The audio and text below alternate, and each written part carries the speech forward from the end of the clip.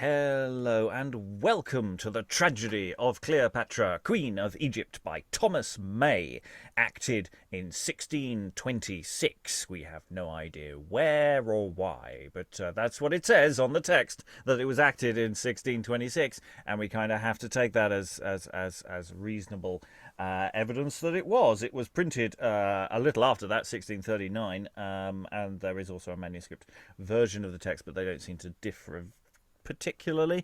So we're going to find out the first half of the play. We're doing this in 2 sessions. Find out how it all flows. So reading Cleopatra, Seleucus and Caesar is Sarah Blake, actor, writer and director based in Germany. Reading Mardio, Antonius, Lucilius, Pinnarius and Agrippa is... Hi, I'm Lynn. I live in the Northwestern United States, and I don't have enough funny voices to do all of these. Yes, there's quite a lot of extreme doubling, especially I think in the second scene. Reading Plancus, Charmio, Domitius and Gallus is... Oh, that's me, Alan in Suffolk. Reading Titius, Glaucus and Hipparchus is... Hi, I'm Eric. I'm all these people and more coming to you soon. Anyway, cinema near you. Reading Euphronius, Achoreus, Sossius, Proculeius, Servant and Epaphroditus is... Hi, I'm Greg. I'm in Wokingham, and it sounds like I've got all the fun ones to pronounce. And reading just Canidius, though I might move a few things around as we go, is... Aliki, Chapple. And I'm your host, Robert Crighton. I will be reading stage directions and nothing else. So without further ado, extreme doubling coming up, but initially we start off with a relatively straightforward three-hander. Act 1, Scene 1, enter Titius, Plancus and Canidius. Shame and dishonor to the Roman name, and triumph held at Alexandria only to honor Cleopatra's pride. Marcus, this Egyptian queen was made to be the ruin of Antonius. To be the pleasure of Antonius. How can you jest, Candidus, on a theme so sad? How, Plancus, can you prophesy so sadly on so merry an occasion as is the love of ladies? Let Canidius have his own way, Munatius. 'Tis in vain to talk to him. Would you could let me have Antonius his way, upon condition I suffered you to censure gravely of it, and prophesy my ruin. But, my lords, you were as good be merry too, and take your share of pleasure in the Egyptian court. You'll do no good with these persuasions. He loves the queen, and will do so in spite of our morality. It's too true. That face of hers, that beauty in the bud, not fully blown, in years of innocence, if any years of hers were innocent, set off with no adulterism of art, nor clothed with state and pompous majesty, but in fortune clouded and distressed, a wretched prisoner in her brother's court. Yet, then I say that charming face could move the manly temper of wise Julius Caesar, that Mars in heat of all his active war, when he pursued the flying Pompey hither, his sword yet reeking of Pharsalia's slaughter. At sight of her, he became a doting lover. And could we think that our Antonius, a man not master of that temperance Caesar had, could find a strength to guard his soul against that beauty now set off with so much wealth and majesty? No, surely. I did not think Antonius was an eunuch, nor could I have believed he had been worthy to be a successor in Caesar's power, unless he had succeeded him in her. Great Julius' noble acts in war and state assured the world that he was wise and valiant, but if he had not fallen in love with her, I should have much suspected his good nature. Nay then, Canidius, it shall be yours. Or what indeed were greatness in the world, if he that did possess it might not play the wanton with it? This Egyptian queen is a state beauty, and ordained by fate to be possessed by them that rule the world. Great Pompey's son enjoyed her first, and plucked her virgin blossom. When that family whose ruin filled the world was overthrown, great Julius next came in as conqueror to have his share, and as he did in power, succeeded him in Cleopatra's love. Now our Antonius takes his turn and thinks that all the legions, all the swords that came to make his greatness up when Julius died, could give no greater privilege to him than power to be the servant to this queen. Thus, whosoe'er in Rome be conqueror, his laurel wreath is Cleopatra's love. And to speak justly of her, nature teemed to build this woman for no meaner height. Her soul is full of greatness, and her wit has charms as many as her beauty has.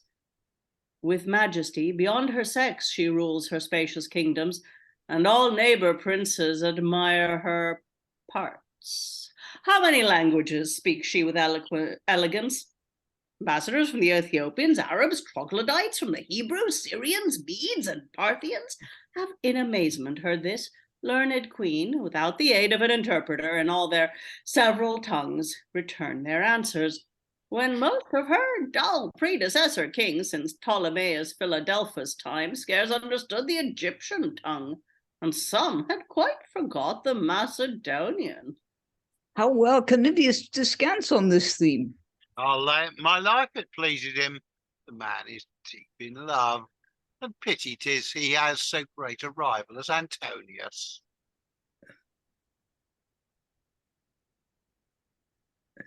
Well, use your wit upon me, but I doubt if any man could search your secret thoughts. 'Tis envy, not morality, that makes you tax his love. How gravely are you talk? But can Canidius think it should be just in our Antonius to forsake for her his lawful wife, the good Octavia? Then, like a Roman, let me answer, Marcus. Is it become a care worthy of us what woman Antony enjoys? Have we time to dispute his matrimonial faults that have already seen the breach of all Rome's sacred laws by which the world was bound? Have we endured our consul state and power to be subjected by the lawless arms of private men or senators prescribed, and can we now consider whether they that did all this may keep a wench or no? It was the crime of us, and fate itself, that Antony and Caesar could usurp a power so great, beyond which we can suffer no more worth thinking of, nor were to us any great fortune if Antonius were honest of his body. Have we then, who have been the greatest magistrates, quite lost all show of liberty, and now not dare to counsel him? A show of liberty, when we have lost the substance, is best kept by seeming not to understand those faults which we want power to mend. For mine own part, I love the person of Antonius, and through his greatest looseness can discern a nature here honester than Caesar's. And if a war do grow twixt them, as surely ambition would ere long find out a cause, although Octavia had not been neglected, rather than Rome should still obey two lords, could wish that all were Antony's alone, who would, I think, be brought more easily than Caesar to resign the government. Would I could think that either would do so. Here comes our servant, Mardio. And enter Mardio. Noble lords, the queen by me entreats your company at supper with Lord Antonius. Marcio, return our humble services. We'll instantly attend her. Now, my friends, can you a while put off austerity and rigid censures to be freely merry? Maybe so. We'll try what wine we can do. And they exit. So, I mean, we are rehearsing the various commonplaces of Roman history of the time, and understanding of how Cleopatra functions. And very much here, we've got a scene of various men having a gossip about her. Yeah, it's setting a scene, it's setting a context as well to where we are in the relationship between Mark Antony and Cleopatra, and also just where we are going in Roman history. As I say, it's exercising a number of commonplaces from the period that modern historians have questioned many of these details. But yes, this is the story as it was understood then. Thoughts from the room about what this is doing so far, Lynn? It's funny. I just saw a tweet from a history account yesterday that claimed that Cleopatra was fluent in, or at least familiar with, 9 languages. And she was, I think this is, as far as we know, the first of the Ptolemaic rulers who bothered to learn Egyptian. They were culturally and ethnically Greek, and spoke Greek and ran the government in Greek, and Cleopatra actually learned the local language, and she was the first Ptolemaic ruler to do that. That's what I've heard. Certainly, the question of lots of languages, yes, I think that is fairly well attested. Aliki.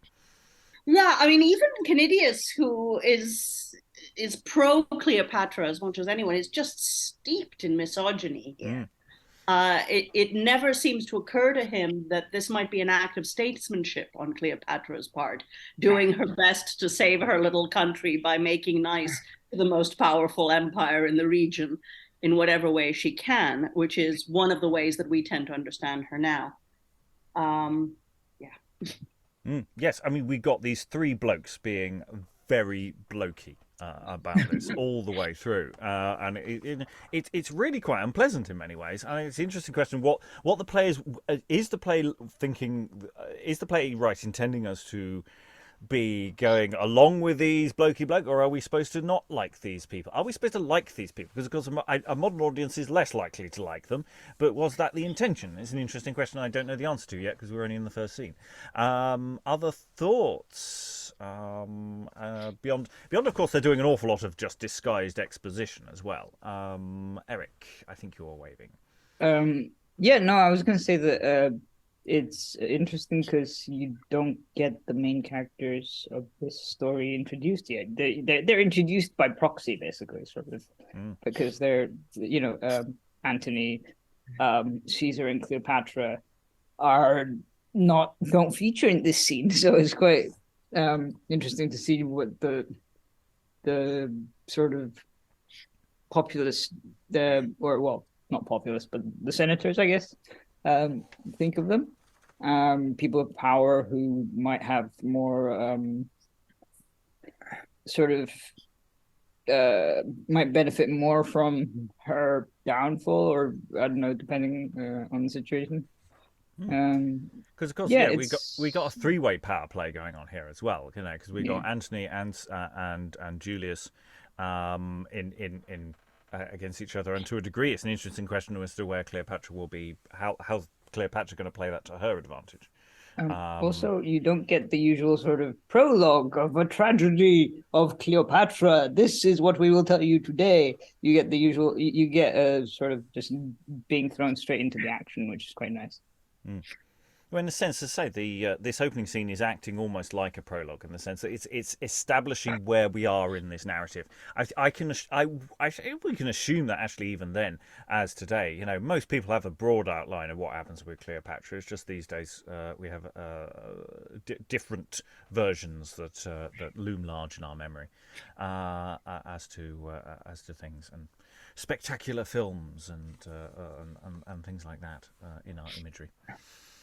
Okay, let's move on and gather some more data. Next scene, lots of people bobbing in and out, so we're going to be flitting from different voices to others, or not, depending on the reader's choice. Act 1, Scene 2, a feast preparing. Euphronius, Glaucus, and Charmio enter. Glaucus, let more of this perfume be got. I have enough in readiness, or else it would be too late to think on it now. The queen is upon entrance. Charmio, art thou sure those tapers stand just as the queen commanded? It's the same order that Antonius, when last he feasted here, so much admired. He said, amongst all the curiosities that he had seen, the placing of those lights did not the least affect him. Though the Romans in power and warlike state exceed us far, yet in our court of Egypt they may learn pleasure and bravery. But art thou sure that all things here are well? As exquisite as the queen's wish would have it. Hark, they come. Enter Achoreus the priest, Antonius, Cleopatra, Canidius, Titius, and Plancus. To say, my lord, that you are welcome hither were to disparage you who have the power to make yourself so. Whate'er you see in Egypt is your own. What Egypt holds, if I be judge, not all the world besides can equalize. Will't please you to take your place, and these, your noble Roman friends? Father Achoreus, sit you near to me. Your holy orders and great age, which shows the gods have loved you well, may justly challenge a reverence from us. Great Julius Caesar did love my father well. He oft was pleased at hours of leisure to confer with him about the nature of our Nile, or all the mysteries of religion, and the wonders that Egypt breeds. He had a knowing soul, and was a master of philosophy as well as war. How like the spangled sky these tapers make the high-arched roof to show, while Cleopatra, like bright Cynthia, in her full orb, more gilds the cheerful night. She's still at full, yet still methinks she vexes and grows more fair, waxes, probably, and grows more fair and more majestical. My lords, you Romans, whose victorious arms have made you masters of the world, possess such full and high delights in Italy that our poor Egypt can present no pleasure worth your acceptance. But let me entreat you would be freely merry and forgive your entertainment. 'Tis an entertainment that might invite and please the gods. Methinks Jove should descend while Cleopatra's here, disguised for love, as once for fear he was, when bold Typhaeus scaled the starry sky, and all the gods disguised in Egypt lurked. Love were a nobler cause than fear to bring him, and such a love as thine. If I could think that ere great Jove did place such feats as those, I'd now believe that he were here disguised and took the noble shape of Antony. This compliment so far transcends, it leaves no answer for a wit so dull as mine. And now there's a song. I don't know who sings the song, or whether it's just general entertainment, or whether Antonius suddenly bursts out into spontaneous song. I doubt he does. Not he that knows how to acquire, but to enjoy is blessed. Nor does our happiness consist in motion, but in rest. The gods pass man in bliss, because they toil not form or height, but can enjoy and in their own eternal rest delight. Then, princes, do not toil nor care, enjoy what you possess, which whilst you do, you equalize the gods in happiness. Minutius Plancus, I was thinking now how Hannibal was charmed at Chapple when that delicious place had mollified his rough and cruel soul and made him learn the lessons of soft love and luxury. There was no cause, Marcus, for such a thought. For our Antonius is the heat of all. His active life knew how to revel well. Let this soft music cease and louder sound. This second course is mine. Call in Lucilius. Enter Lucilius with 3 crowns. Fair Cleopatra, for addition to what thou holdst, the world-commanding Rome presents these crowns, and by my hand invests thee, Queen Cleopatra of wealthy Cyprus, of Colossyria and Phoenicia. Blush not, my love, nor let Rome's bounty force thy modesty. These crowns from thy fair brow receive more luster than they can bestow. I think he need not greatly fear her blushing.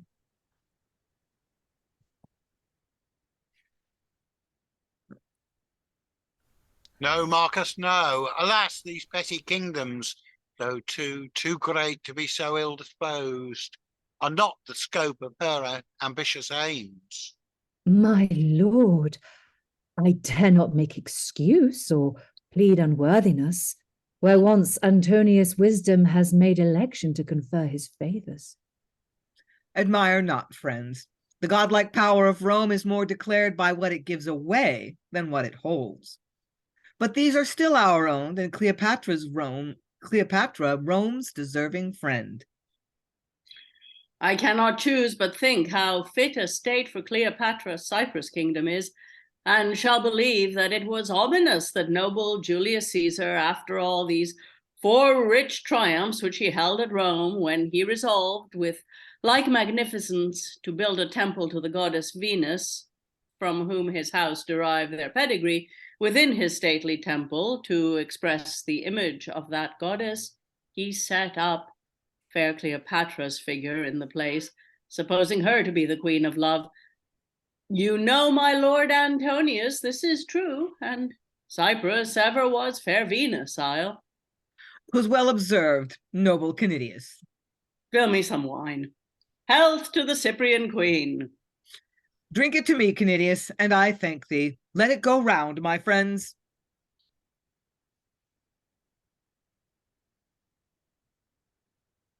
I ever thought myself much bound to brave Canidius, since I was happy in his company.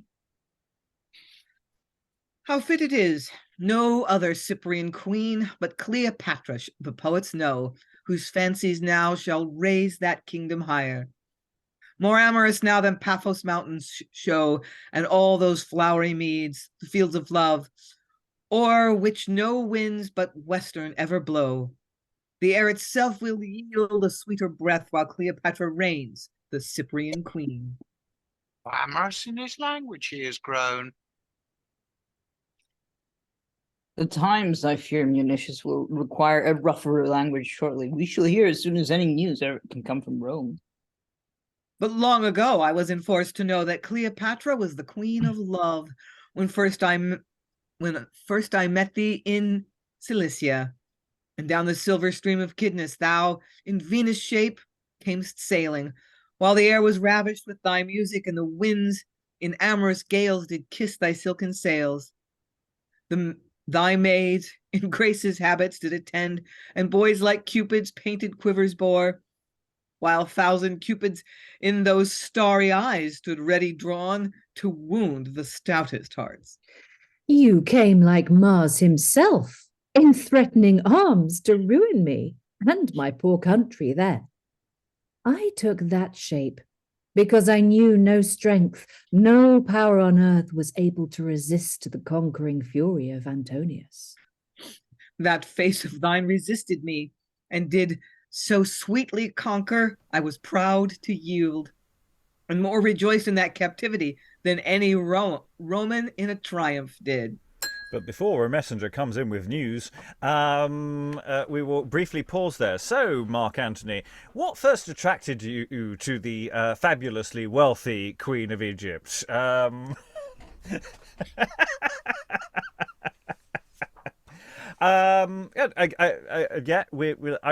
think it's fair to say they're into each other. There's some present giving. There's a song. There's an exchange of things, references to past meetings. Again, many of these are reasonably accurate in terms of the sources that they're working from, and they do seem to in life to have genuinely been into each other. So it's doing some interesting stuff. How are we feeling about Cleopatra and Antonius in this initial exchange? Sarah, how are you finding Cleo? I'm finding her a bit dull, actually, but I'm assuming that's my fault rather than hers. I'm guessing that, depending on how this develops, she's on ceremony here, so she's on her best behavior, and she's got a hall full of big burly Roman soldiers, so she's going to be, doing her best stateswoman craft. And she's, if she's genuinely into Antony, that's also, a thing. But I mean, I'm not seeing anything in her at the moment that is unexpected. Let's put it that way, which is probably unfair on the playwright, because, it's not his fault that we have all these tropes and stereotypes and ideas about Cleopatra. I don't know how many, probably quite a few of them were already in place by then, but right. She's not really doing anything. So that's what they're feeding from. Yeah, so she's not really doing anything that I wouldn't expect at this stage, but she's handling herself very well, so good on her. Because of course we've got again these three chaps who we were introduced in the first scene are sort of there in the background, making comments, and it's interesting what that commentary might be doing to this scene as well. Lynn. I kind of don't know how to sort of talk about this, but as far as the question of how into each other are Antonius and Cleopatra, I'm not saying that their attachment isn't genuine, but there's something so public about their relationship. Like there is no private Antony and Cleopatra, at least not so far. Like how do you have a relationship with another person when your whole being is so politicized? Because you have these gift givings, this song, all of this stuff. It is so performative, isn't it? Yeah, it's so theatrical. It's so diplomacy as theater. Yeah, what are it's so what just popped into my mind is Edward the second. He just really wants a private relationship. That's all he's a terrible king. He just wants to be with his lover. And this is sort of the opposite. It's like, do these people even know how to be ordinary human beings? Well, yeah, that's very good. Aliki, then Eric. I mean, I would guess they don't.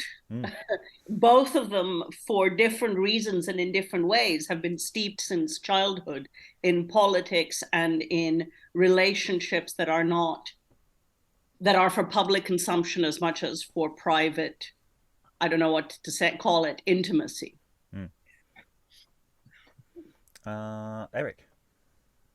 I was just going to say that in comparison to, it's interesting because you actually get them meeting and talking to each other in public, whereas in the Samuel Daniel versions, I don't think they actually met, because we had the tragedy of Antony, then we had the tragedy of Cleopatra, so it was quite... Antony was a tad bit dead. So by the time we got to... one-sided conversation. Yeah, and then she tried to kill her. Yeah, it was complicated. You can see that on our YouTube, though. Yes, we liked quite a lot of it, as I recall. I do want to return to that for a second look. The Cleopatra play by Samuel Daniel, which follows the tragedy of Antony. Any other thoughts? Otherwise, we'll finish the scene. Okay, let's finish the scene. So I paused as a messenger arrived. Enter Hipparchus.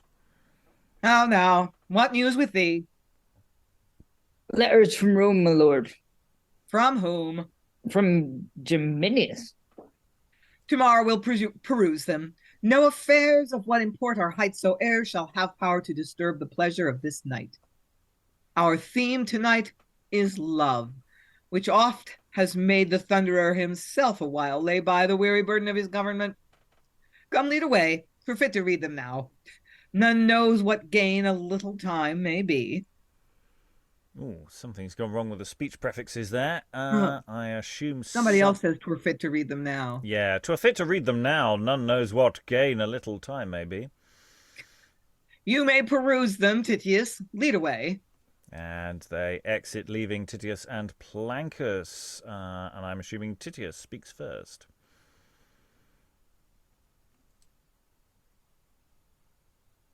Eric. Can no affairs of what import so e'er break one night's pleasure? Where, well, Antonius, the tottering state that halts, that must be supported by noble virtues, or it cannot stand.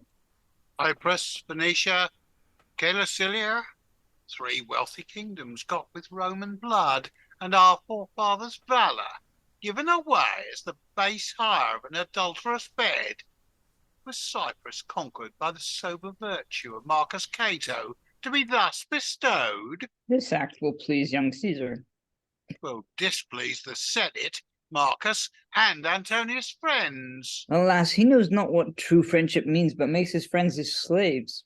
And which is worse, slaves to his lusts and vices. Could he else slight our advice so? Men whom Rome has seen wearing her highest honours and of birth as great as his. Unless he change his mind, I shall believe my friendship was placed, and strive to place it better. This last act will quickly be at Rome. They have enough already, noble Plancus. Think you not it will be censured that the Roman name was much dishonoured by that base surprise of Artaxerxes, the Armenian king? whom through the streets of Alexandria he led in triumph bound with golden chains, forcing the captive king, if all his threats could have enforced so much, prostrate to door proud Cleopatra, as if all his acts and all the honor of his arms were due to her and not to Rome.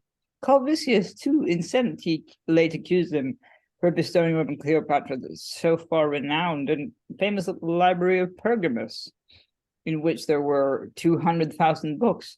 How many such wild actions have our charms enforced his weakness to?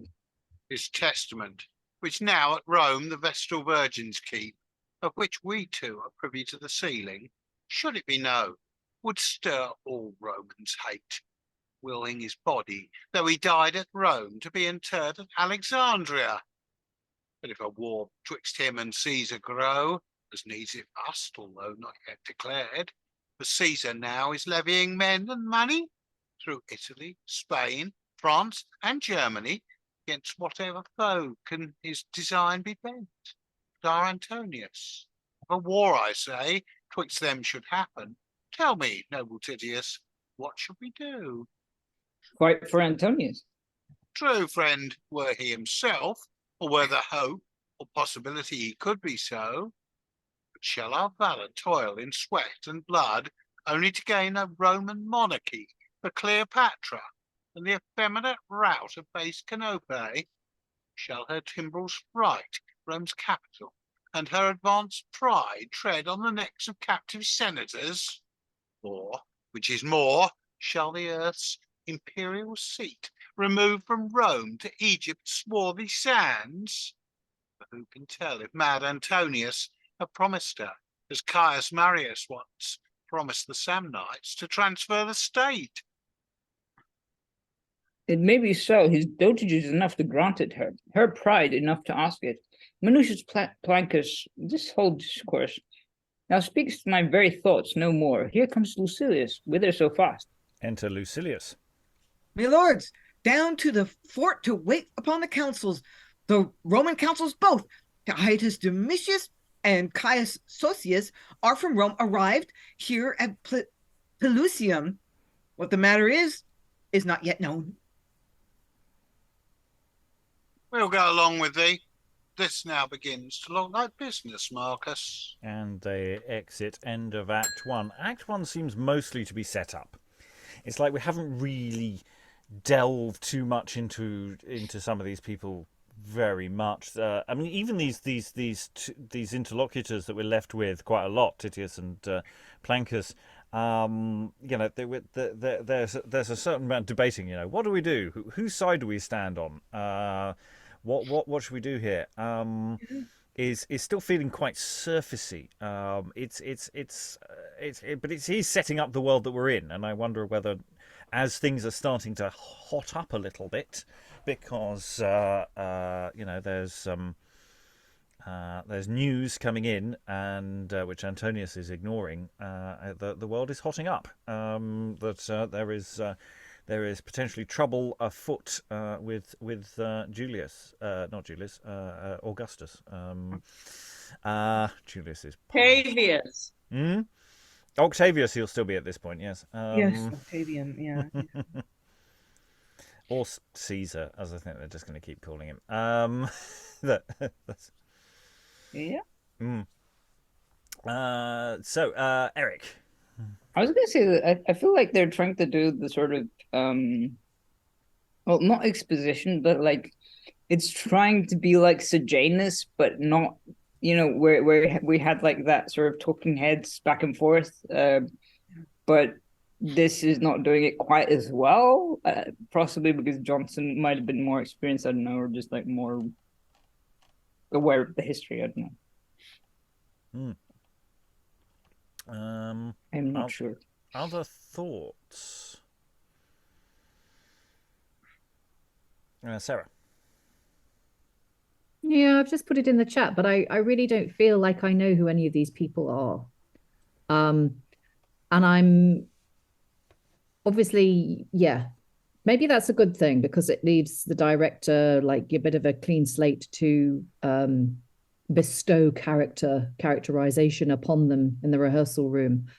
So yeah, maybe that's a strength, not a weakness. But as they are on the page, I'm finding all these gossiping people, Plancus, Titius, really, other than Antony and Cleopatra themselves, I'm not really distinguishing any of them. They're just there. It seems they're there just to fulfill a very specific function, and there doesn't appear to have been any like individuality put into them. But like I say, that can be a strength, but I'm just not really. Yeah, I mean, they're so interchangeable for me, these people. Like, they're just people who are giving us the exposition and telling us what we need to be thinking and knowing. Yes, because there should be some sort of because we had in theory a three-way debate going on with Canidius at the beginning with them. But Canidius does seem slightly more differentiated from these two. These two do seem very similar to each other, don't they? But also, like, even Canidius, it's like there's this thing of, oh, okay, he ships Cleopatra, clearly, but then does he? It's like, if he does, he's strangely passionless about it. We've had no asides, we've had no kind of.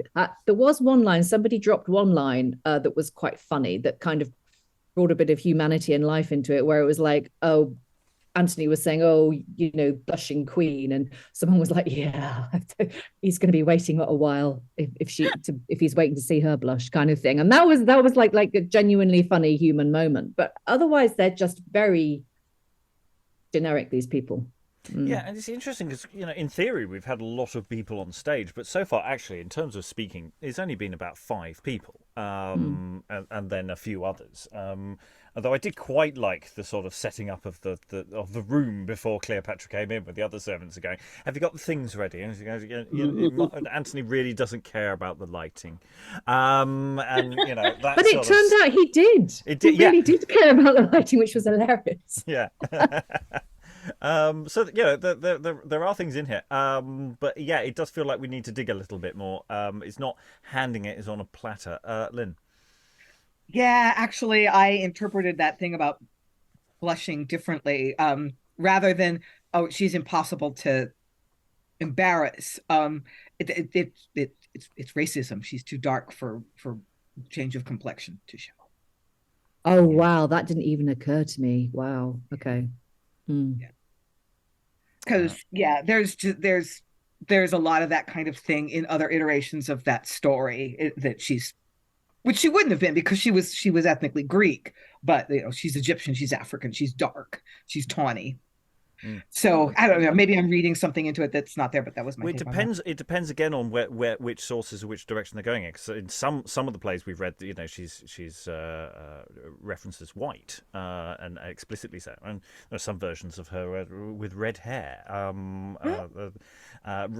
Because we're not, in a sense, what we're not talking about here is what historically is true. What we're talking about, what the sources and what individual texts are trying to say. And again, when it comes to us embodying it on stage, a fairly clear decision needs to be made about what is actually our take on that, and where we're going with that element of the text. Aliki.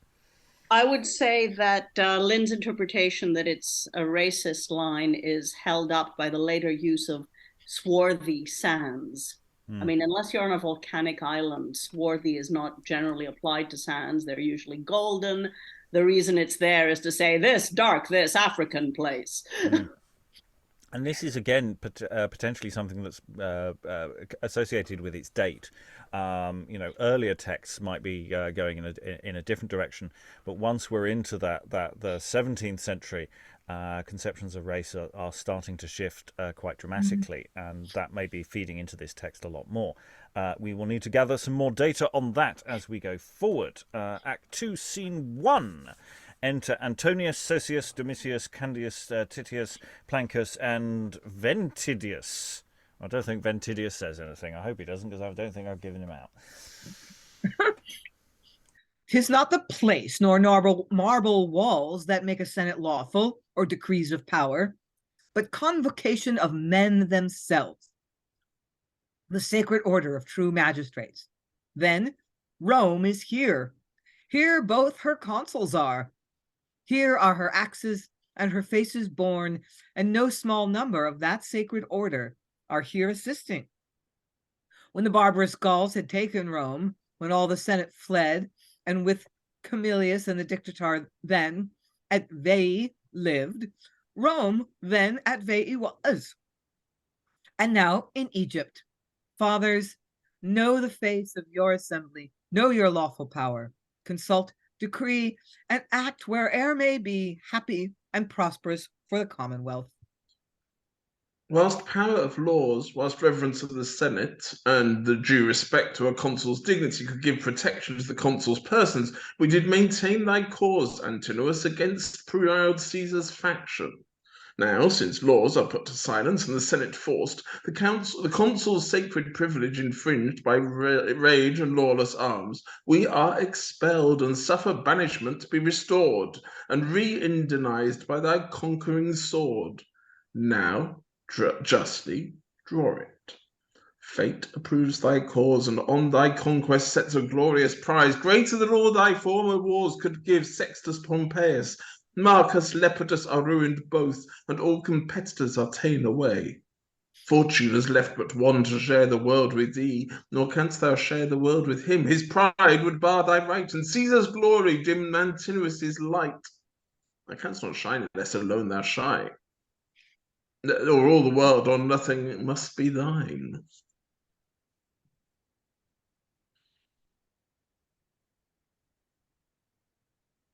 Yes, that's you, Alan.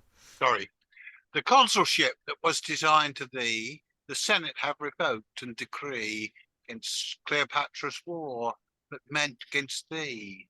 What would their malice dare, Antonius? Had fortune frowned, thy kings and provinces revolted from thee, that dare now provoke thy growing fortunes and assisting gods. Their injury was made thy quarrel just. Be speedy then, and lose no time of action. Caesar is needy. His Italian soldiers are apt to mutiny for want of pay, and might, with ease, be tempted to revolt. We need them not. Our strengths are greater far than Caesar's are. Our preparations readier. Naught but delay can question our success. Shall we decree the war? Stay, noble Romans, before we publish a decree or show the reason of our arms so justly taken, weigh but with me the means and strength we have. No, worthy friends, it is no desperate war your valors are engaged in. Briefly, thus, our Roman strength is 19 legions. 10 kings in person will attend our camp. The kings of Afric, Commagena, Thrace, Upper Cilicia, Paphlagonia, Cappadocia, Pontus, Palestine, of rich Arabia, and Galatia. Our strength at sea, 500 fighting ships, well rigged and manned. Our treasuries are full, and 20,000 talents to the war doth Cleopatra freely contribute. Why speak I more? The crown of all my strength your love and spirit are. The injuries on which we ground our just and lawful war are briefly these. Caesar unjustly holds those provinces and armies all that late belonged to Pompey and to Lepidus, refusing to divide them or deliver the moiety which appertains to me, though oft demanded by my friends in Rome. The letters from myself, besides, he levies both men and money o'er all Italy, which country, as you know by our agreement, belongs to both and should be held in common. Most true. These wrongs are past all sufferance. Thy war is but defensive, to regain thine own unjustly taken. The war's just. And Caesar, the beginner of these broils, from whom the wrong first sprung, most justly may be judged an enemy to the peace of Rome. If fortune aid us in a just so cause, in a cause so just, and we return victorious, noble Romans, I make a vow, and let it be recorded, within 2 months after the war is ended, I will lay down the government I hold, and freely then resign my power again unto the Senate and the people of Rome. Let it be 6 months rather, for 2 months will be too short a time to settle it. Sossius speaks well, my lord. Let it be so, and all the gods assist me as I mean a just and true performance. All the gods preserve Antonius, father of his country. Author and champion of liberty. And they exit except for Titius and Plancus. Let them believe that list. For me, I think the resignation of a power so great will be a temperance too great for him e'er to express. Or if he would, he must take leave of Cleopatra, and her pride will hardly grant him that.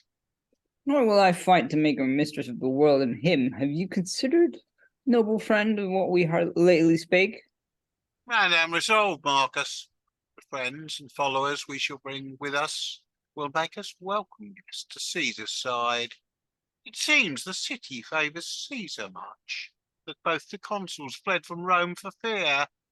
Nor is our action base. The scorns and wrongs we have endured at Cleopatra's hands would tempt a moil to fury, and both sides stand equal yet. Come, let's wait, 'tis time. Egypt, farewell. Farewell, Antonius. And they exit. We'll run straight into Act 2, Scene 2. Enter Seleucus and Glaucus.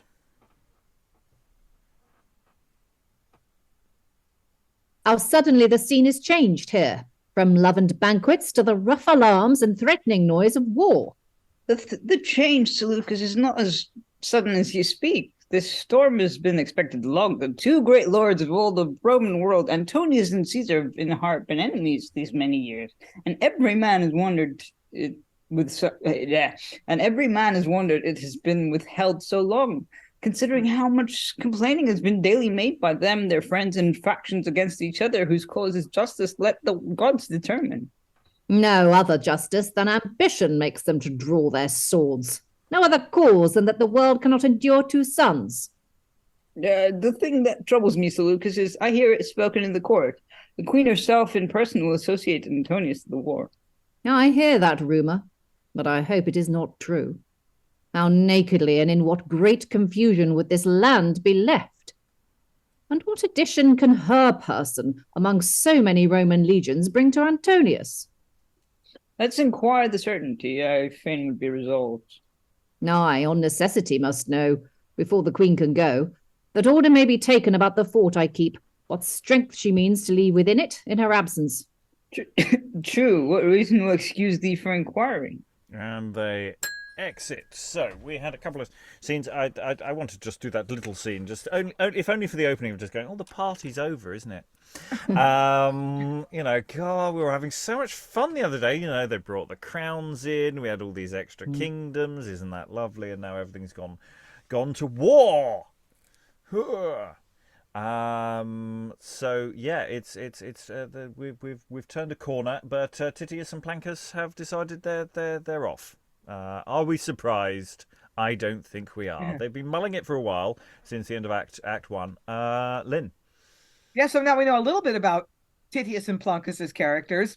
They're traitors. I mean, yeah, and hypocrites. They're like, oh yeah, Antony, you're our guy. You're right. This is totally justified. This is a just war. We're on your side. As soon as he leaves the room, they're like, you out? Yeah, I'm out. We're out. Yeah. Which again makes everything a little easier, doesn't it? Because the attitudes they were facing at the very beginning of the play is eased slightly if they're going, they're going to betray, they're betrayers. Excellent. I mean, all realists, depending on your point of view. Alan. I think actually describing them as survivalists. They're looking at where's the best chance of us coming out of this intact. And there is a realistic question here, because they're all probably about as bad as each other in terms of this power politics that's going on here. So a question of, nobility and, staying for the cause. I mean, yeah, they're all out for power. And trying to survive the meat grinder that is Roman politics. Maybe they're being they're still not great people, but, hey, what can you do? Eric.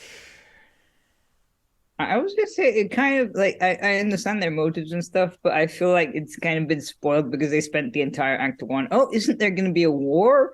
Oh yeah, there will be a war. Won't there be a war? And then Act 2 comes in and it's like, oh yeah, there's a war on. It kind of ruined it. Okay, it's not like we don't know the story, but it just kind of feels like there's kind of no, I don't know. It's like foreshadowing for no apparent reason. I don't know. I mean, the thing about the some of the foreshadowing for the war is, of course, in Act 1, Antonius literally refuses to look at the paperwork, saying war's coming. I mean, there's this element of these. There are people, Cleopatra and Antony are just ignoring that bigger picture. Everybody around them are saying the thing, and then suddenly in Act 2, Antonius has to stand up and go, right, okay, anyone got any Alka-Seltzer? Because I need to pull myself together now. Quality to it, and of course we got these we haven't met the people coming in yet. These consuls coming in going, well, we've just been turfed out. Things are bad. Oh, my estates. Think of my poor estates. Back home, won't somebody think of my property? And yeah, so I think there is. I mean, it's not a long play, but there is an awful lot of detail that I'm feeling could probably be quietly excised, so that we can get on to certain points. I mean, sometimes they go on a bit, but I don't have a problem with the shape myself. But other thoughts, Eric? Also, unlike a traditional tragedy, we don't have sort of chorus in between acts, which is quite interesting. Thank God. Okay, Sarah. Yeah, well, I was just going to say my problem with it at the moment is that it's just too stately in terms of the pace. I mean, you're right. There's nothing wrong with the basic shape of it, but it's all one shape. There's no interesting little wiggly bits in it so far. It's just all going at one pace. And I think maybe if you edited it, that would maybe solve that problem, because you could get a bit of back and forth in and a bit more sort of energy into the lines, maybe. I think there is. It's part of what you were saying last act. About the characters could all sort of be the same as each other. There isn't a sort of vital spark to any of these characters that are making me go in. Whereas I don't know that the pacing is the problem. I think it's just that we don't. I'm struggling to care yet, and I think this is a play where you do need to care. Sometimes you don't need to care. Sometimes they can all do their thing and die horribly, and that'd be great. But I do feel we need to engage with them, and I'm not sure we have yet, because they're all being a bit, as you were saying, they're all a bit noble. Yeah. And I'm not, apart from the ones who aren't noble, but they're not. And even the ones who aren't noble, they're just not very interesting. No, they're not evil enough, are they? No. They're just everyone's just very stately, noble. Mm-hmm. Yeah, okay, blah. Yeah. But you never know. I say with some rehearsal, maybe it will pop a lot more. Lynn. Yeah, I agree with all of that, and the verse contributes to that sort of one noteness. That it's not really particularly good. It's very regular pentameter. No one seems to have a particularly unique voice. So I think the sort of unremarkableness of the verse contributes to that sort of flatness of feel that we're getting from the play so far. That makes sense. And the thing is, it's not bad. I mean, I don't think we're sitting going, it's bad. It just needs a kick up the arse, doesn't it? Yeah. Eric. I was just going to ask about sort of the context, historically, what was going on, because I don't know. I mean, I know stuff about the pre-1600s, sort of, Queen Elizabeth and that kind of stuff. I'm kind of like Helen in that respect, but then post her death, I have no idea what happens in English history. So we are into the early years of Charles. Yeah, so there's a probably going very early. Want a new king? Is that a good thing? Do Nobody we want really knows yet. Monarchy? I mean, it's not been a great. When he came onto the throne, I think there's a lot of plague about. I don't think anyone's really settled into a groove yet. I could be wrong on that point. Lynn, any thoughts? Yeah. This was really kind of an up in the air time. James died in 25, so probably while this play was being written, if it was performed in 26. I know the dating is weird because the English didn't adopt the new calendar for a while. Anyway, but so this is right at a period of regime change. And I don't know that anyone was super optimistic about Charles. Henry, his older brother, had been very well liked, but then died of typhus or something in 1615 or something. So Charles wasn't really raised to be king until a few years before, or actually his father died. So no one knew what he was going to be like. So yeah, I don't know what its relationship to the real world politics were, because this was written right at a period where kind of nobody knew how things were going to shake Nothing out. is leaping out at me as being overtly political, but Yeah. oddly, usually with a Roman play, that's Yeah. sort of what they're for. Is you use them as an analogue for something you can't actually talk about in your own time, which is why people tend to keep going back to Julius Caesar and assassinations and regime change and things like that. I'm not so sure here whether there is an overt political thing that, and I don't think at this stage it really matters, because, as I say, it's what the play is doing for us. We need to move on. Act 2, Scene 3. Let's find out what's going on as enter Cleopatra and Canidius. Noble Canidius, I'll entrust no more, nor use more circumstances, for I know to whom I have referred my business, and trust your wisdom. Royal Cleopatra, I am so fortified with reasons now that Mogris, Sossius, and Domitius, with all their best persuasions, I'll prevail. You shall not stay behind. Fear it not, madam. Brave Roman, wear this jewel for my sake, and be possessed of Cleopatra's love. Second my suit, there lies not in my power a thing to grant I should deny Canidius. The favours, madam, you can give have power to oblige the greatest monarchs of the world. Be ready, worthy friend. He'll straight be here.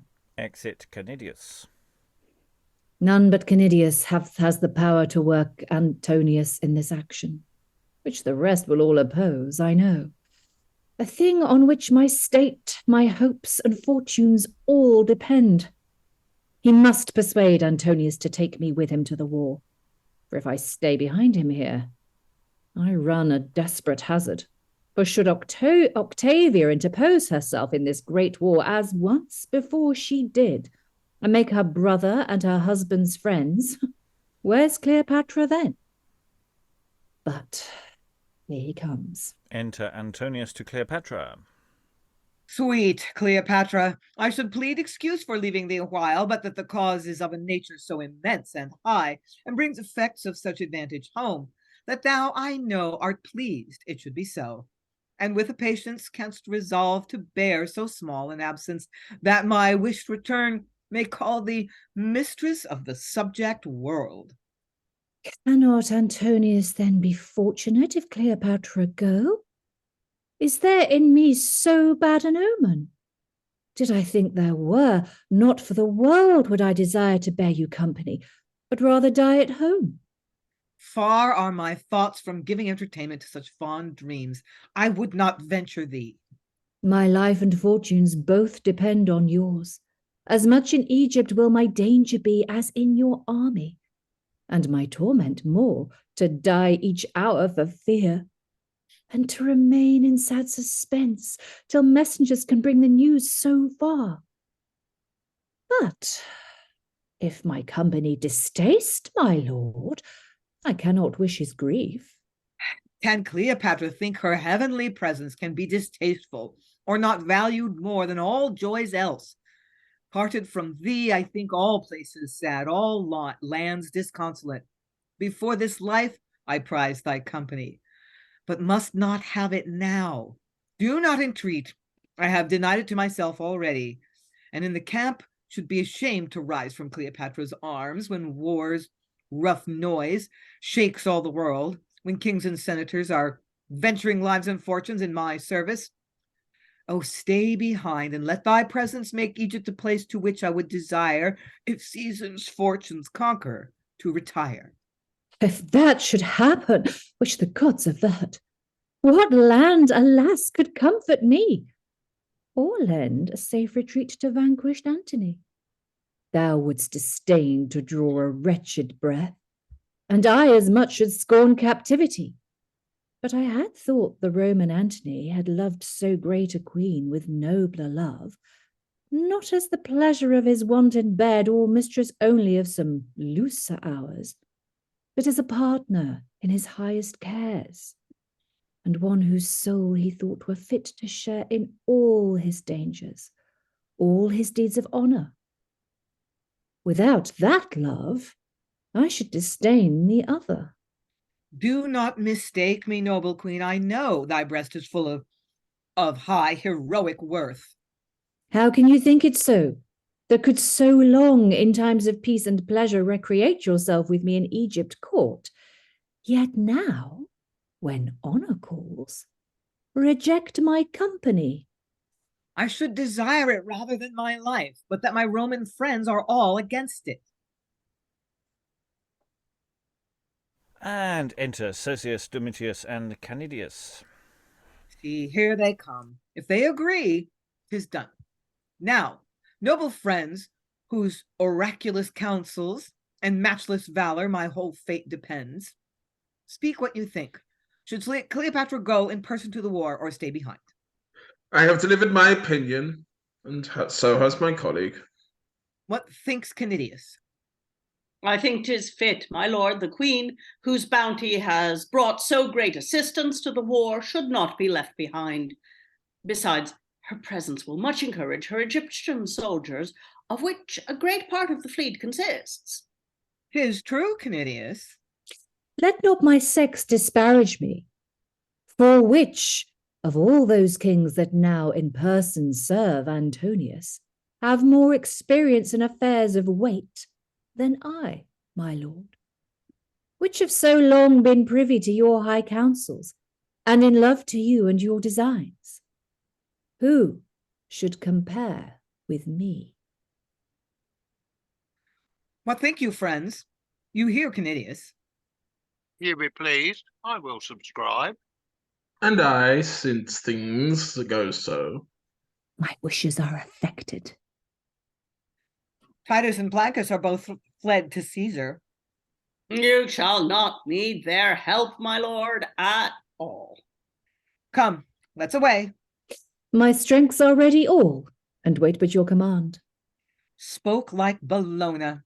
Canidius, return you to your charge and bring those 16 cohorts down to sea. Meet me at Samos with them. Both the councils shall go along with me. Great Father Mars and all you gods from the skies, behold the Roman labors whose propitious aid advanced my fortunes to so great an height. Make perfect that which you yourselves begun. This is the sword's last work, the judging hour of nations' fates, of mine and Caesar's power, on which the stars and destinies attend, and all the fortunes of mankind depend. And they exit. Act 2, Scene 4. Enter Achoreus. What dire portents sent from the wrath of gods threaten the astonished world?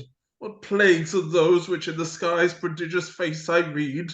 Tumultuous nature teems with monstrous births as if she throws, as if the throes would break all her labouring womb.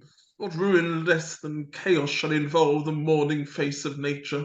What great fate, what kind of mischief is it? O ye gods, why did you add to wretched men a care so past their strength to bear, to let them know by sad presages their ensuing woe? Unknown and secret let your vengeance be, and none foresee their following misery. But hope as well as fear. Jove, hide thy dooms, keep shut, O fates, your adamantine books. Let not the baneful curiosity of humane knowledge search your secret counsels, and read your purposes to nourish so a killing fear before the danger grow. Enter Seleucus and Glaucus.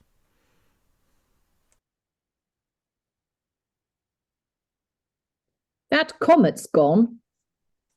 Burns directly upwards. It did not vanish till it seemed to reach the firmament. What talk you of, my sons? That comet, father, one o'er the Grecian sea. It was a strange one, both of form and greatness, and bode some mischief wheresoe'er it light. The gods averted from our Egypt's coast.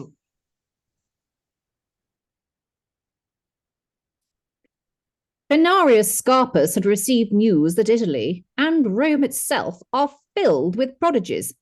An ugly owl of late did fly into the house of Concord first, thence being driven away, it perched again within the temple of the people's genius. There, though all strived, it neither could be caught nor driven away, but flew at leisure out. A sacred trophy on Mount Aventine, Victoria's image on the theatre, by sudden tempests were thrown down and broken. In Rome and other parts of Italy, sudden and strangely kindled fires have done exceeding waste, and we are certified that now Sicilian Etna nourishes more horrid flames than usually it does. Father casts his scorching entrails forth, blasting the fields and burning up the corn. A two-legged dragon in Etruria, full 80 foot in length, was lately seen, which after much annoyance of the country, itself with lightning was consumed at last. But these portents do threaten Italy. Alas, my son, there need no prodigies to show the certain loss of Italy.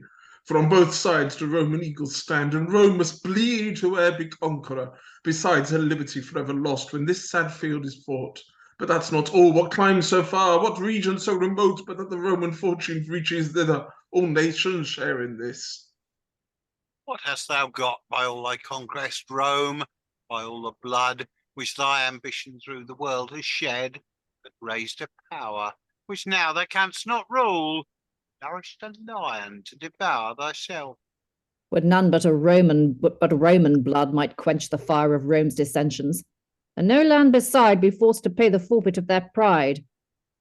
With evil omen did Aeneas first transport the relics of Troy's fatal fire to Italy, that, kindled greater fire there, it might at last, like lightning through the world, rend every nation.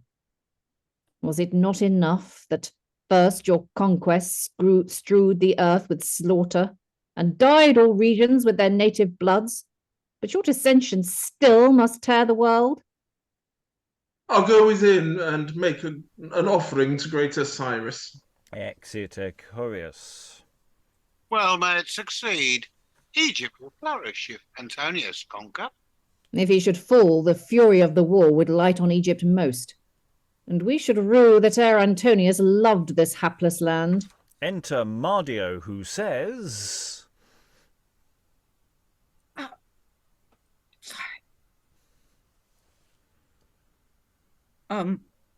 Wait, doesn't Seleucus say... No, that's your line. Oh, gentlemen, the strongest news that e'er was seen in... Strangest news, probably, that e'er was seen in Egypt. What's that, Mardio? Thousands of people with astonishment and fear beheld it, and on those fruitful plains that southward lie from Alexandria, where never rain was known to fall before, it rained whole showers of blood, whose colors set a purple dye upon the verdant fields. And in those clouds, that horrid noise was heard that meeting armies make, beating of drums, still shrill trumpet sound, armor against armor clashing, as if the blood that fell, dropping from the wounds, those airy battles made. This is more strange than all the rest. This is our own Seleucus. Well, gentlemen, I'll to Pelusium and fortify the town to keep our foes, if foes be conquerors, from entering there. Yes, our friends, if they be vanquished. Keep out our friends, Seleucus, if their presence may pluck a war and ruin on our heads. As there's occasion, we'll determine that. Enter Achoreus. Is this Achoreus' speech? Probably. Let's see how that goes. Avert your anger, gods, if all too late our prayers came not now. What is it, father? Your looks, I see, are full of ruth and woe. O wretched Egypt, our unhappy land, in what hast thou so stored the wrath of heaven? The grieved god refusing his offering, bellowing aloud that all the temple rung, and from his sacred eyes the tears run down. Would I could contradict or not believe the skill which surest observations teach. This signifies a change of government. What heaven is pleased to send, we must endure. True, son, and let a wise man place his strengths within himself, nor trust to outward aids, that whatsoever from the gods can come may find him ready to receive their doom. And with that fit of the dooms, they exit. A couple of really interesting scenes actually there. Again, usual mixture of some longers and extended stuff. But we've got this attempt to get the Egyptian army to join Antony, and then we get the opinion of people about what that's going to mean, because it's a very, very sensible argument that's being made afterwards, which is, if we get involved with this guy and we lose, we are screwed. We are really, really screwed. And it's a really good point, and they're right, because Egypt is rich, but it's not powerful in the way that Rome is, annoying whoever is going to be the eventual ruler of Rome, because you don't know who's going to win at this stage. But yeah, it's a dangerous game you're playing, whereas you could just sit it out. Previously, Egypt has sat it out and sort of just sat there with their arms folded, going, no, you figure it out. We'll come back to you. And they're not playing that game this time. Lynn. Yeah, that's a good point about the difference between Egypt and Rome, and it was partly sort of cultural. The religious beliefs of the Egyptians said that you couldn't enter the afterlife unless you were buried in Egypt. So they were never really expansionist, because you don't want to die far from home, because then you don't live forever. So they were really, really wealthy. But they spent that all because it was so fertile, and they could sell grain and so forth, or exchange grain for gold or whatever. So they had this really rich economy because they had all this excess food, but they spent that on kind of high living, and actually the funerary industry was a majority of the Egyptian economy for centuries. Like tomb building and stuff like that was like the major industry. Anyway, but Rome was an expansionist power. So that's different. So that's one of the sort of cultural differences between them.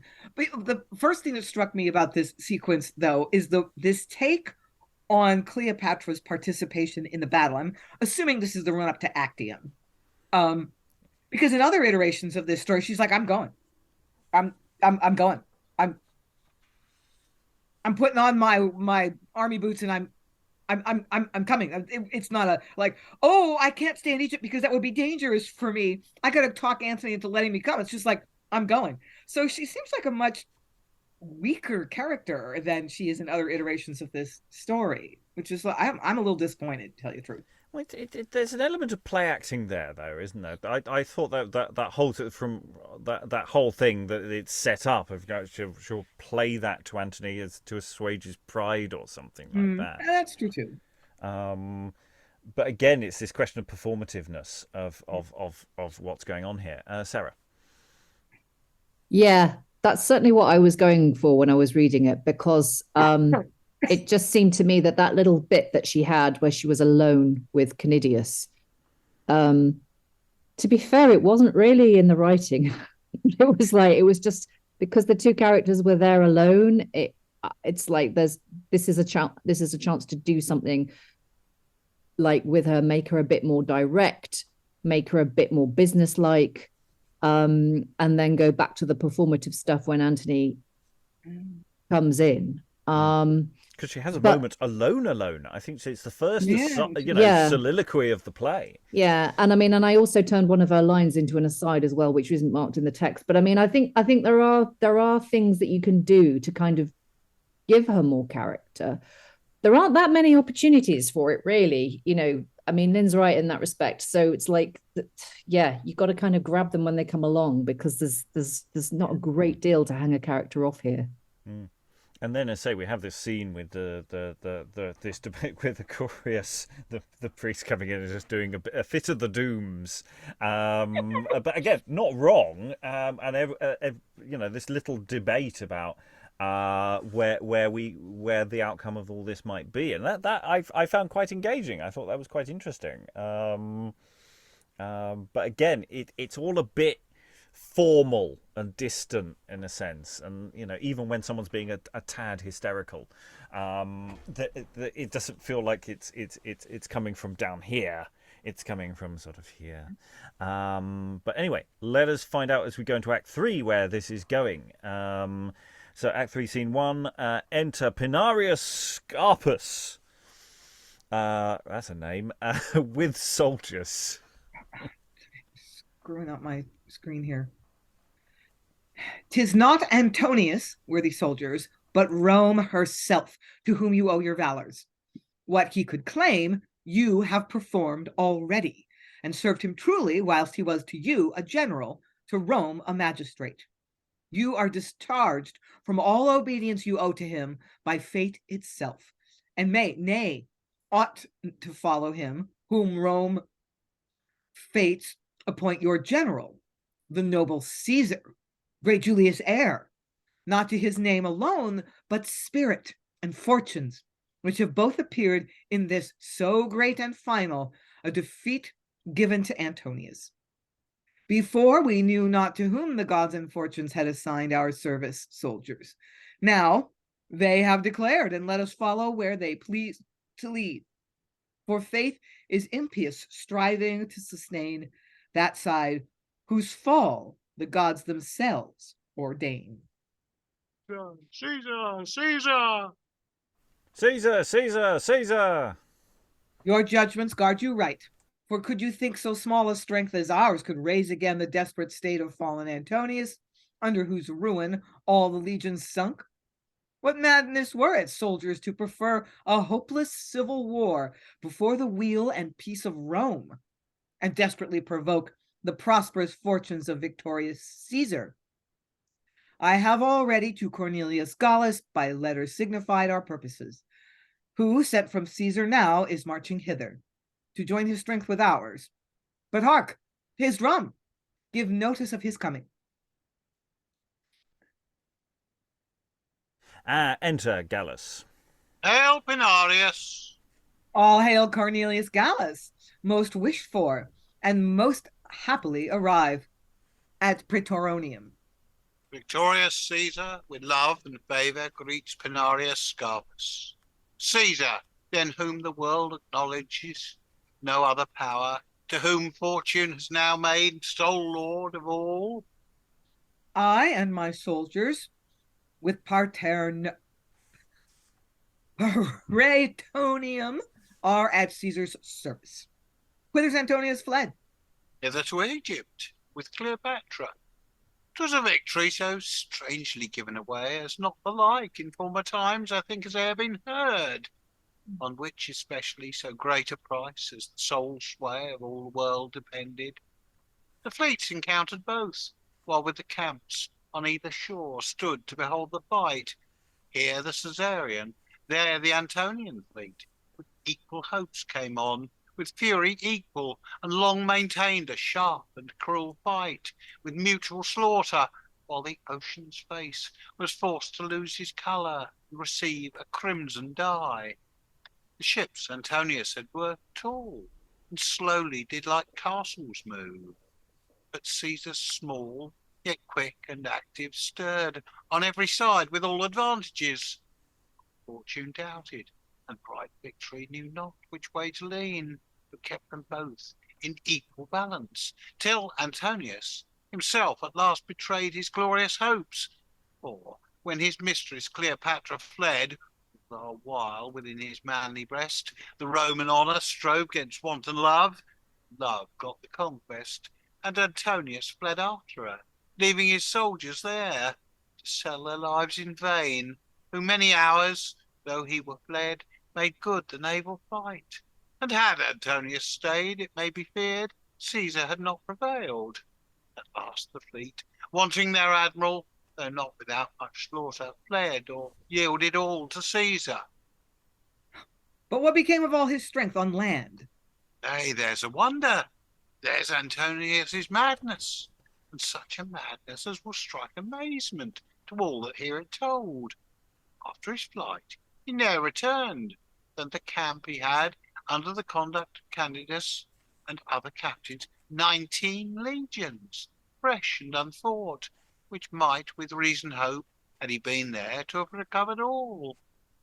They still remained encamped, and though oft solicited by Caesar to revolt, were kept from yielding by Canidius in hope of Antony's return, until Canidius, fearing his own soldiers' minds and Caesar's anger, fled away by night.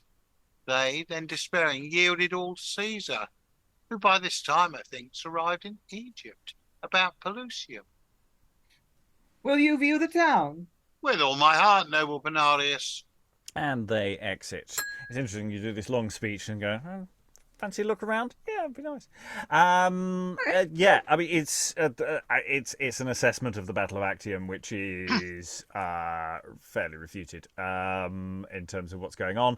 Antony's forces on land are a bit doomed. They might have done better if Antony had stayed behind, but there wasn't really that much of a chance. It seems quite plausible that the whole point of the Battle of Actium was actually so that Cleopatra and Antony could get away, and as if, you know, that was the point of the battle. It wasn't that they failed and she fled and he fled, followed her for love. No, it was just actually we're doomed. We've dug ourselves into a really bad position.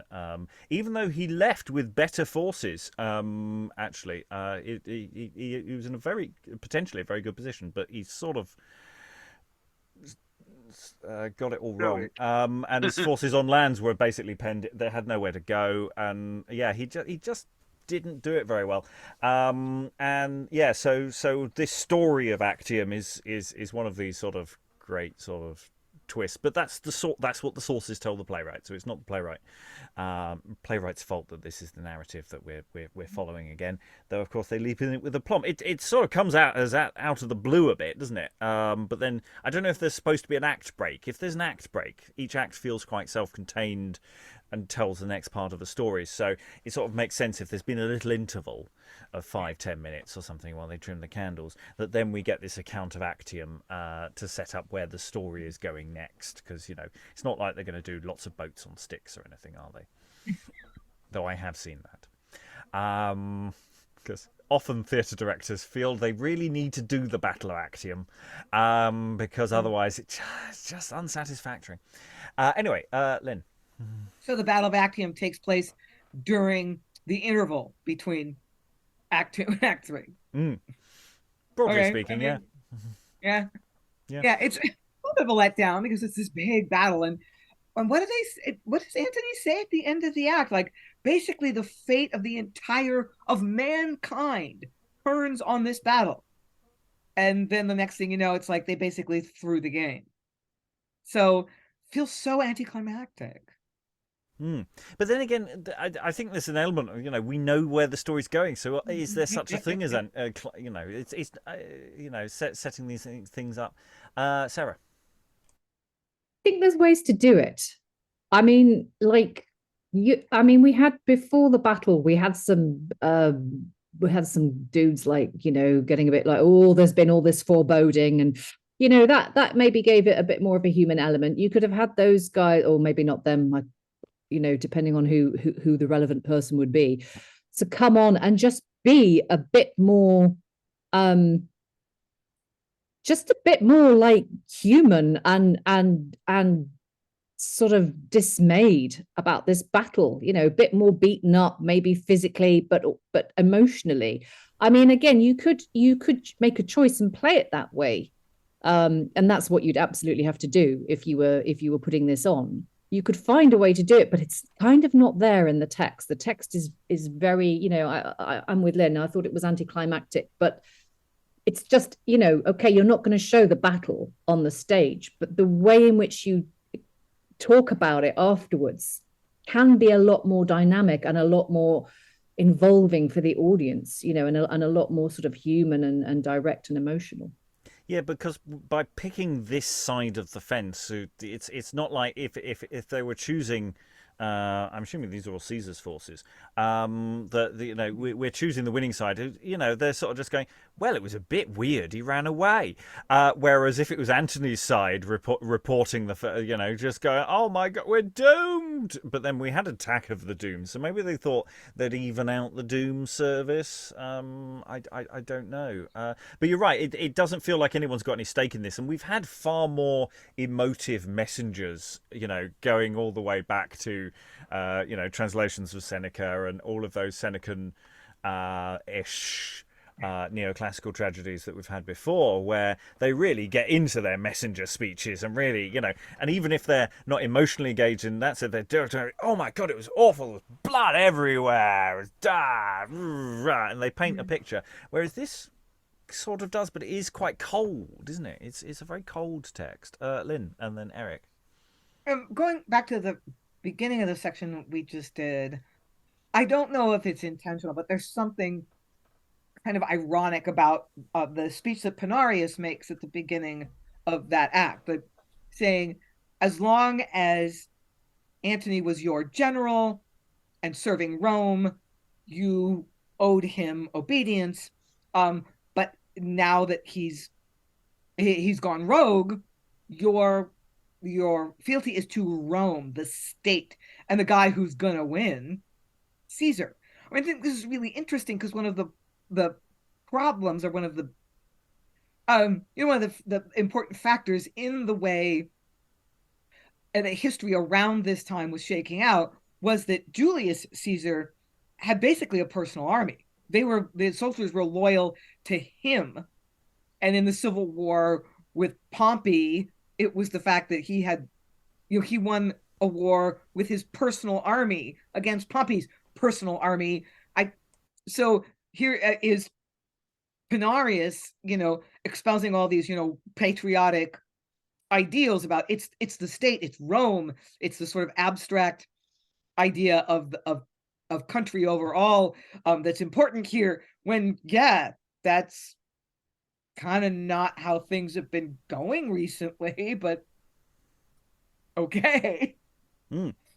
Yeah, and this is the thing. The great betrayal here is Antony's forces on the land. He's left a lot of troops behind, and and actually they don't know whether Octavian is going to be nice to them. And actually he is. He's very reasonable with the forces left behind, but he could have been absolutely brutal. And it's but as far as the army's concerned, they're potentially very, very dead, because their great leaders left, everyone's deserting, and I think there's a lot of disease around as well. I can't remember.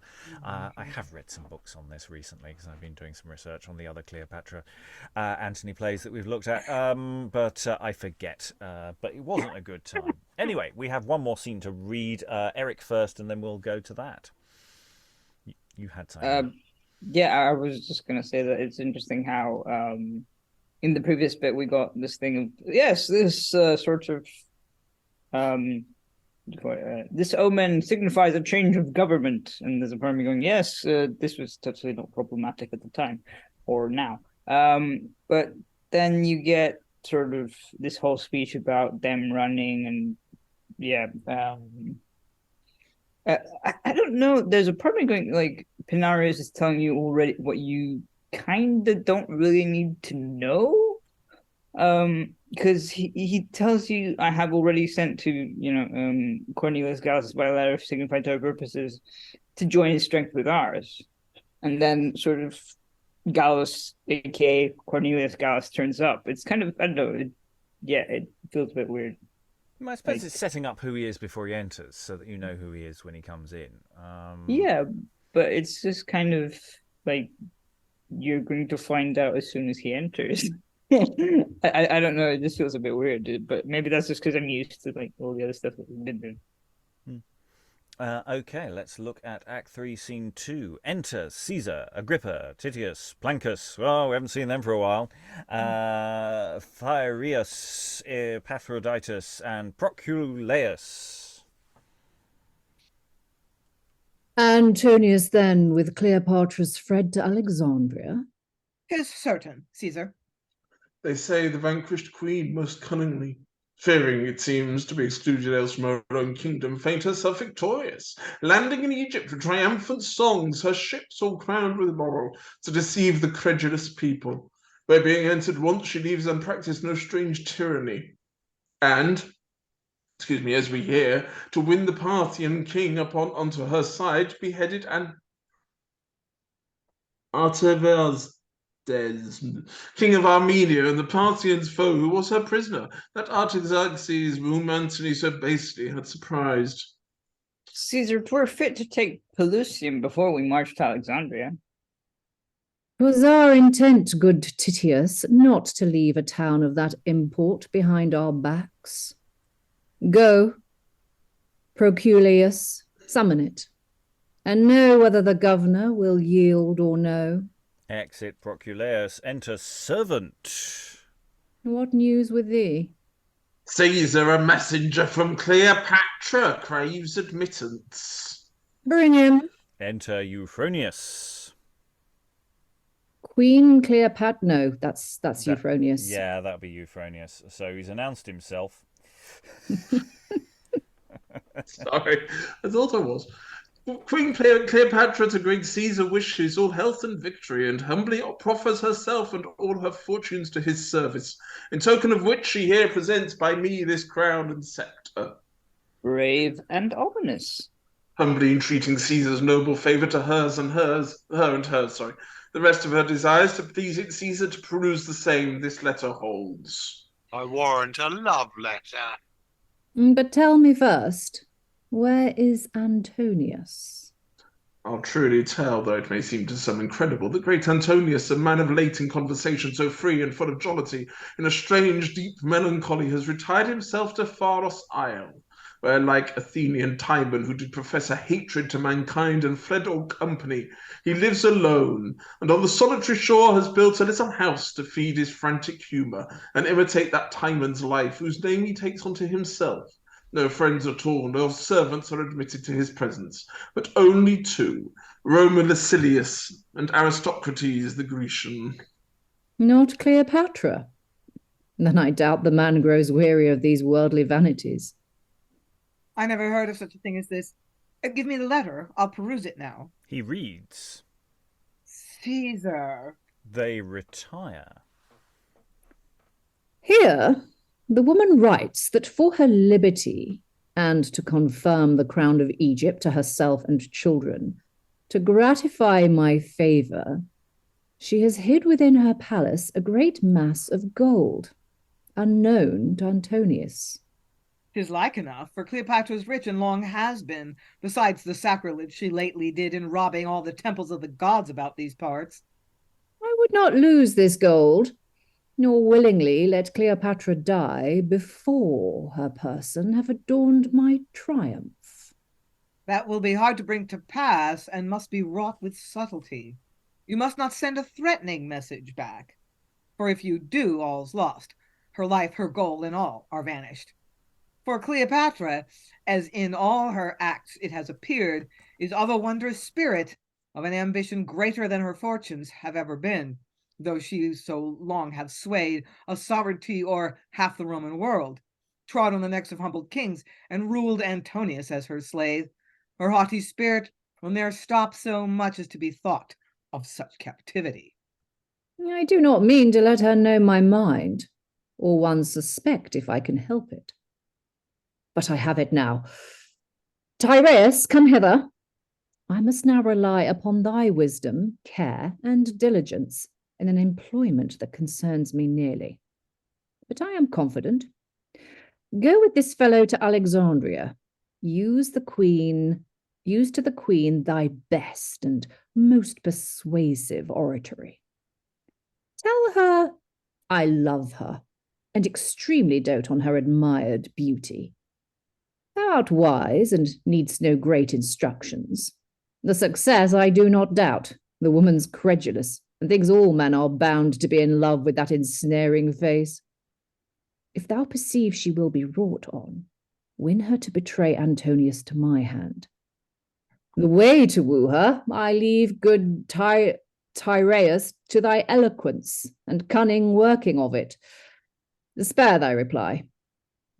Bid him come hither. Commend my hearty love to Cleopatra. Bid her fear no ill from me at all. What I desire from her, my freedman, Tyrrheus, has commissioned to utter to herself. Epaphroditus, so see him well rewarded. Health to Caesar. Exeunt Epaphroditus and Euphronius. Re-enter Proculeius, who speaks. The governor is stout and does resolve to stand the extremist hazard of the war before he yield Pelusium. Let him rue his stubborn loyalty. Soldiers, make ready for the assault. 'Tis shame so small a town should stay our fortune in the full career. And they exeunt.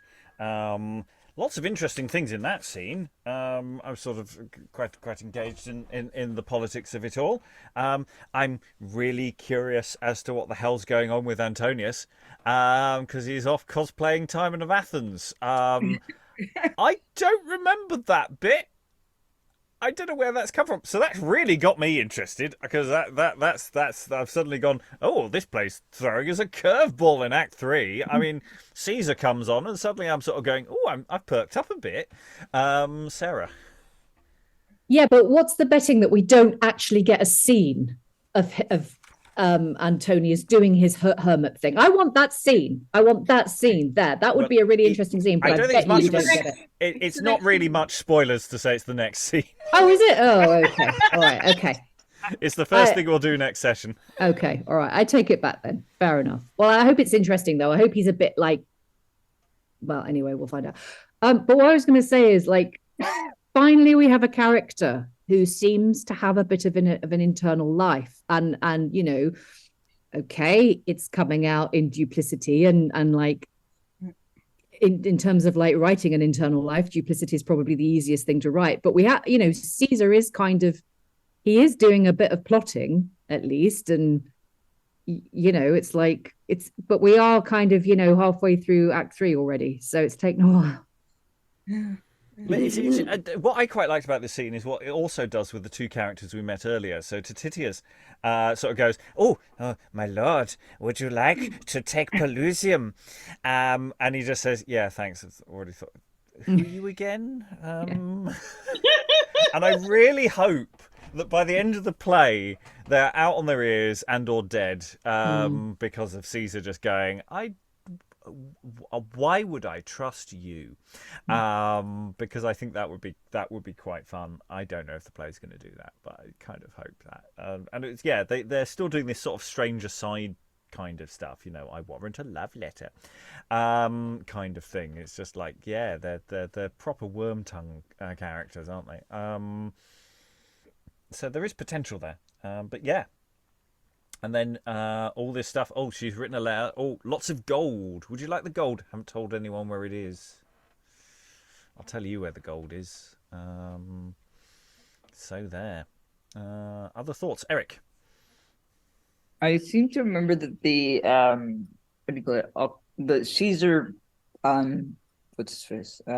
Caesar Cleopatra scene in the equivalent Samuel Daniel play was actually much more dynamic. Obviously they haven't met yet, which is quite interesting, but you didn't get this much like sort of build up, so you didn't know what was going to happen. I mean, you kind of knew that obviously Caesar wanted to take over sort of that area and subdue Cleopatra, but you didn't get this insight, which is quite interesting, as Sarah said. Well, I think the thing about the two plays, the Tragedy of Antony and the Tragedy of Cleopatra, is their narrative only starts here. Yeah. That story literally starts after the Battle of Actium's been lost. Antony is despairing, and so there's a lot, and that's over two plays as well. So that's quite a lot of text. Whereas this play now only has about 7,000 words with which to wrap up whatever narrative it's trying to tell. It's not a long play. This is the thing to remember. It's a very short play. In practical terms, a decent evening out, but you know, it's not a big one, and in fact, you've got to be careful about how you cut it because you could end up being a bit too short, which is an issue, and I'm thinking it could do with a trim, in places. Not a massive trim, but the odd little trim might help. Any other thoughts about that scene? No. Okay, so it's time to go to final thoughts. I think we've got a sense of it. Structurally, I think it works very well. I think looking at it from the air, I'm looking at a script that has shape. There are characters who have potential. I just think it's just lacking a spark. And in terms of performing, I think it's really going to be down to just some real acting. And I you might have to turn it up to 11 to really make this go somewhere. But it has the advantage it's not too long. I say it's got shape. I think if we put it in a room with some actors, and we might have a show here, but it is lacking something, and I'm not quite sure what else to do there. Because it's not like, I mean, yes, there are some speeches that are a bit long, but it's not like we're sitting here just going, please, please kill me now. It's just, we're just going, I want a bit more out of this speech. And there's not much you can do. You can't cut that into a speech. So it's frustrating, this one. But I can certainly see it's being staged. It's stageable. It's got on paper a massive cast, but in practice it doesn't actually. The primary speakers are pretty small. So that's not worrying me inordinately. I think you could adapt it to be a little tighter in terms of cast on stage.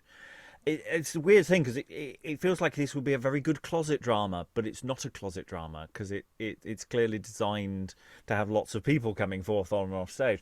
Well, I'm sort of thinking, it'd actually be better if you just removed more of the people and tightened it up and made it more debatey in a weird way. It's like they don't quite go all the way with the debate, so it's not even like it's intellectually grabbing me. To compensate for the emotionally grabbing me ness. So yeah, I'm confused. Anyway, other thoughts from the room. I've witted on long enough. Alan, any final thoughts? Actually, it's not grabbing me as a piece. It seems to be a very slow burn. I was just about to type that it's got the feel you could actually do it as a school play or a youth theatre play.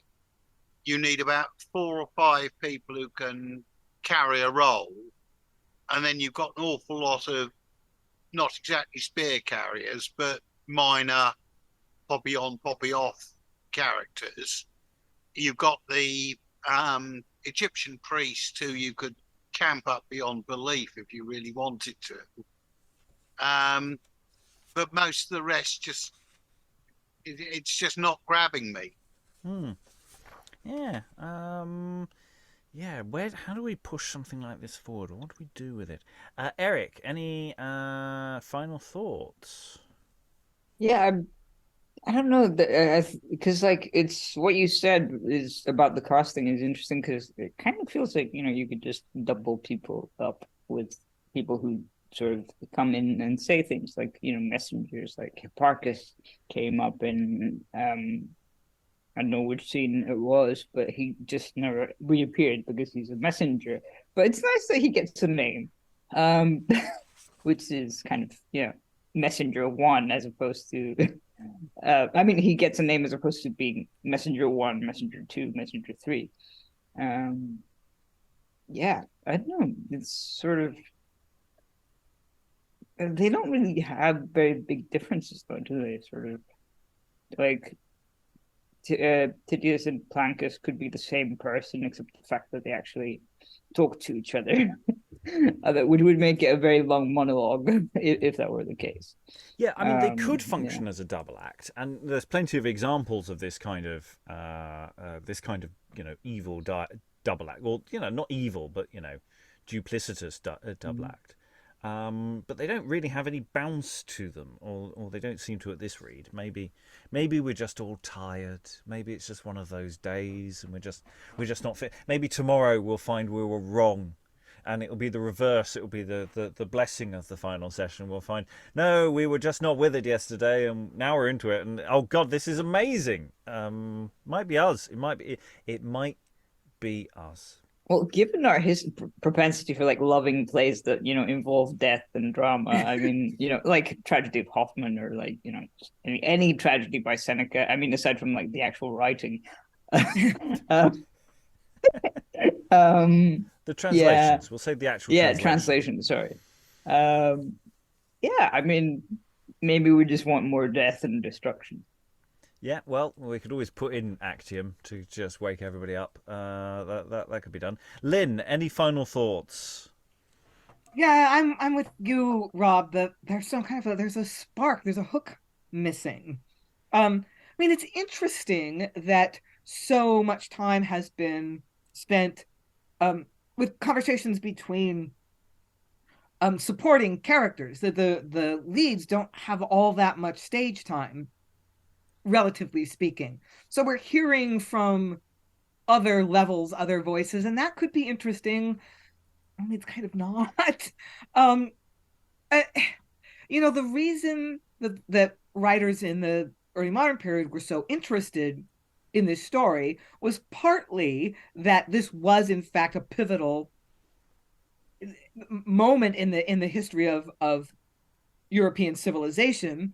The genuine collapse of sort of multi-sided government and the ascension of one man rule again. I mean, it was historically important. This was maybe not quite as earth-shattering as Antony makes it out to be, but the collapse of the triumvirate was a really historically important moment. So that was one reason the Renaissance was interested in it. But another reason is that Antonius and Cleopatra were such fascinating characters. It's a really interesting study in the intersection of personality and power, and I'm just not getting that in this play. I mean, they talk in the first scene about like what an amazing person Cleopatra is, gorgeous, brilliant, powerful, and then nothing she says or does seems to live up to that. So, I mean, you would just need a couple of irresistibly charismatic performers in those two roles to kind of make up for what the writing isn't giving us. Aliki, you were the only one who only had one role, but there was a role that was in many ways the most present. They're on stage quite a lot, not always saying a lot, but on a lot. And I don't know, did that give you a different perspective? Well, I'm not sure that he had that much to him other than thinking Cleopatra was wonderful and Antony was wonderful and not inquiring too much about why. Yeah, no, I'm afraid I'm with everyone else. This hasn't really grabbed me. Maybe it will tomorrow. Yeah, let's see. Sarah, any final thoughts? It hasn't grabbed me either. I mean, I think you could do something with it. For me, what's lacking isn't kind of action or anything. It's character. I'm desperate for these people to have truthful, believable human characteristics that I can actually get behind and root for, or boo and hiss at. It's like that's what it boils down to. I mean, everyone's just a little bit blah. Everyone's just a little bit white bread. I do think there are ways of fixing it. I don't think the text is what it is. Trim it for length or whatever if you needed to. But I feel you could do something with it in rehearsal. You could. I mean, if I was directing this, it would be like you'd have to just take each one of these characters and make a very strong choice about what you were going to make with that character based on what they say. I mean, in some cases, the speeches do lead you to make character choices, but in quite a lot of cases, it's an open book, so that could be fun.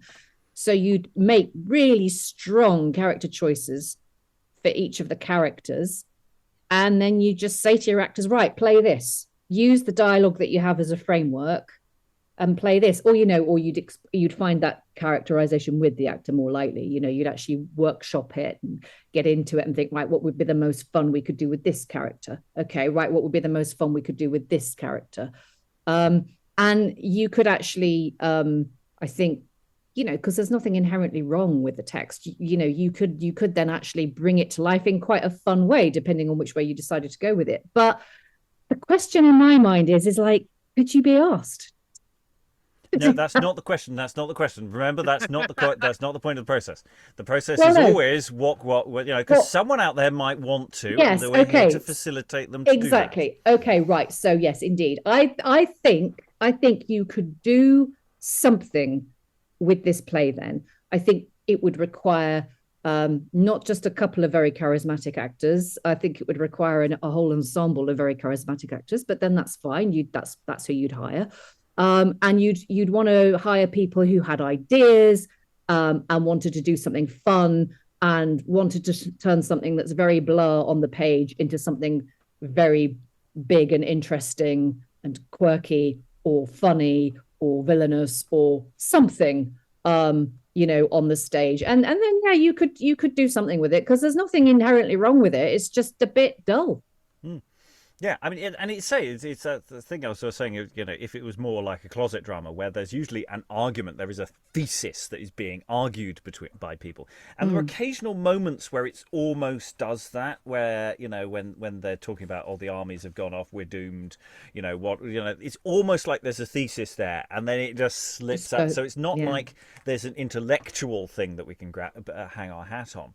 You get these tiny little moments where you think, oh, is there something going to happen here? And then it doesn't, and then it doesn't quite. But yeah, I think there's and I say it's not too long. I definitely think an audio version is highly probable, and if only because we're wanting to do Roman history plays and